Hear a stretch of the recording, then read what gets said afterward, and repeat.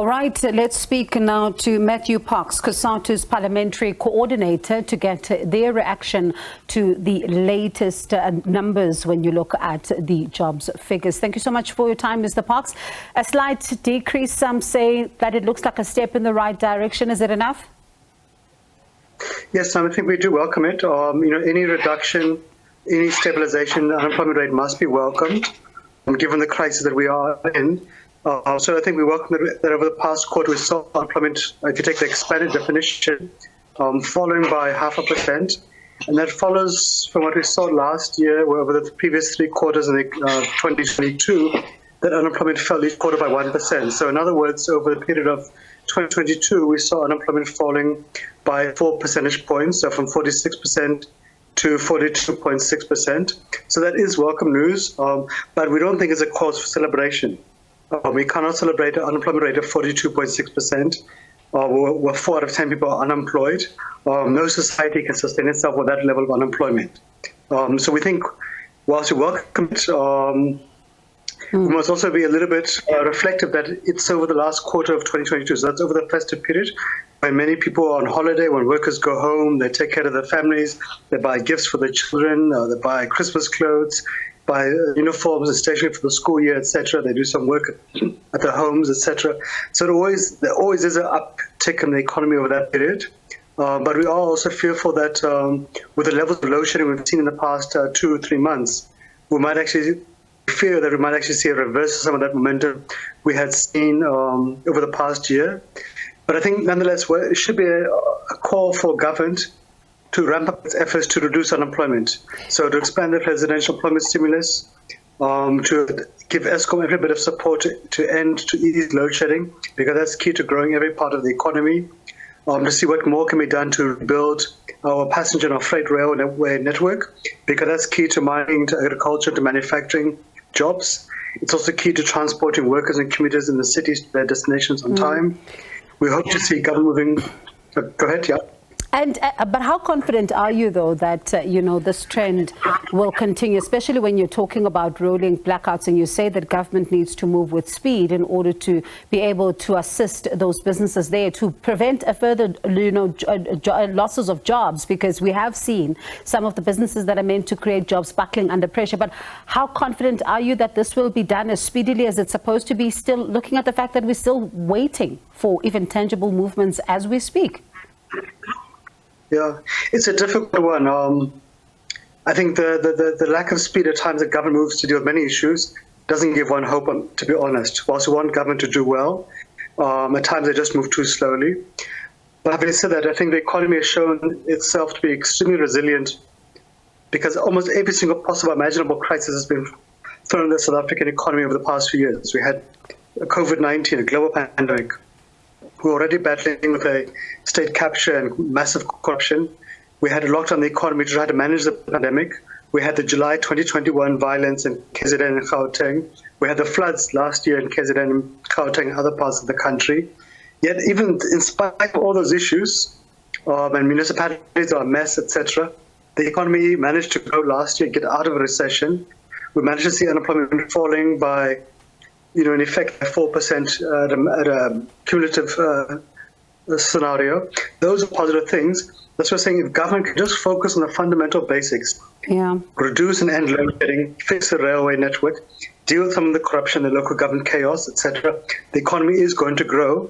But of course, we can't afford to be complacent. No one should be celebrating an unemployment rate of 42%, so, no matter how we're seeing some progress. Eskom turns 100 tomorrow, and we're talking about rolling blackouts right now. Is it a good story to tell? No, it can't be a good story to tell. Even as we're talking right now, I'm using my cell phone because I got load shedding like everybody else in the country. Yeah. It can't be a good story when you've got 10 hours of load shedding, and yet we are the most industrialized economy in Africa. We should not be dealing with this level of chaos. But nonetheless, it is there. We have to deal with it, and we can get our acts together as a country. Despite all of our challenges, all of our chaos and our mess as a nation, we managed the COVID-19 pandemic quite well in a very short space of time. So that's why we were supporting the president's declaring a state of disaster on the electricity front, because we need to kind of rebuild that sense of nationhood, of all of us contributing, all of us coming together, be it as government, as business, as labor, as ordinary communities. We have to just address our issues. We don't have the luxury of simply folding up our arms and giving up. We don't have the luxury of simply complaining. We have to fix the crises. Pardon me for coming in there. Speaking about the president, he's met with alliance partners, yourselves, of course, ahead of the cabinet reshuffle, which has been talked about for quite some time now. I'm sure you're also wondering, when is it coming? What can you tell us about that meeting?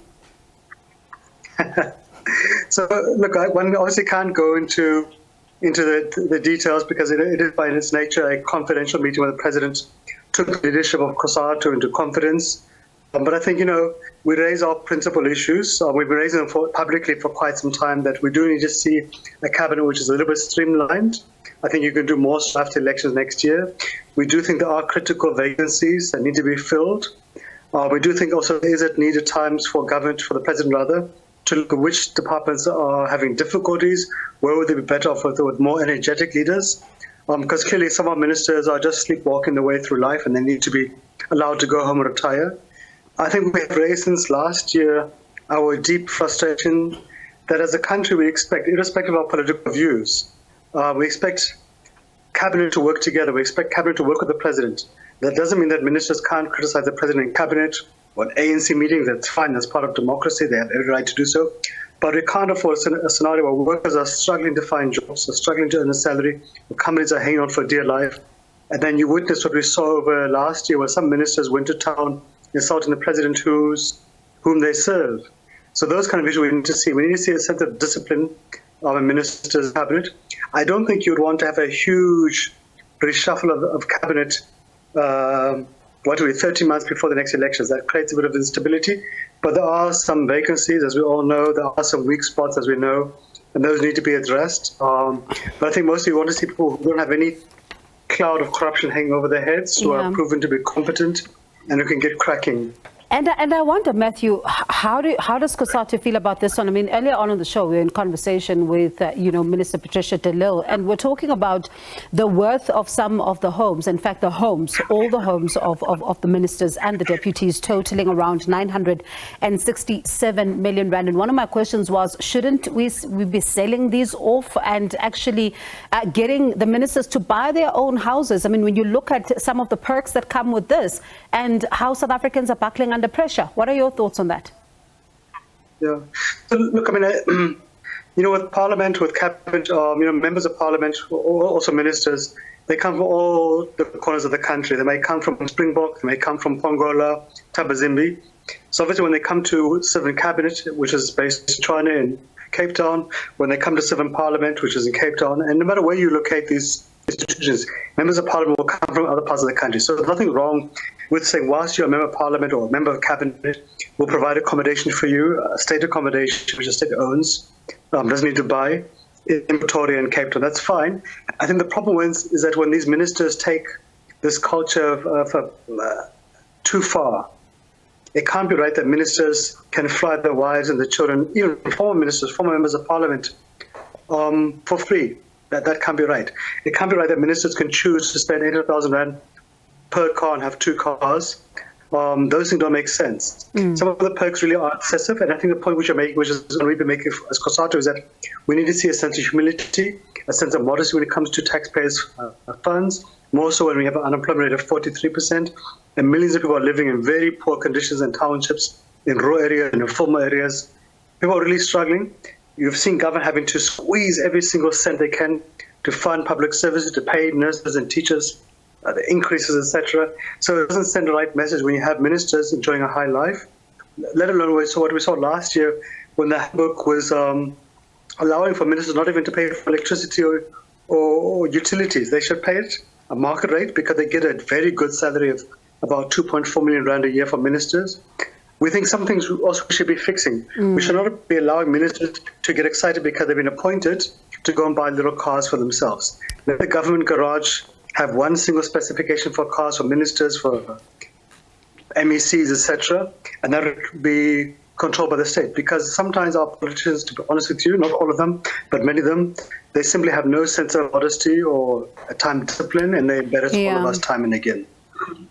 All right, Matthew, let's then see if what you say about the cabinet reshuffle, I know you are not letting on, giving us a bit more than what we would have wanted, but thank you so much for that. Let's see then when it eventually comes, getting your reaction on it. That's Cosatu's parliamentary coordinator, Matthew Parks.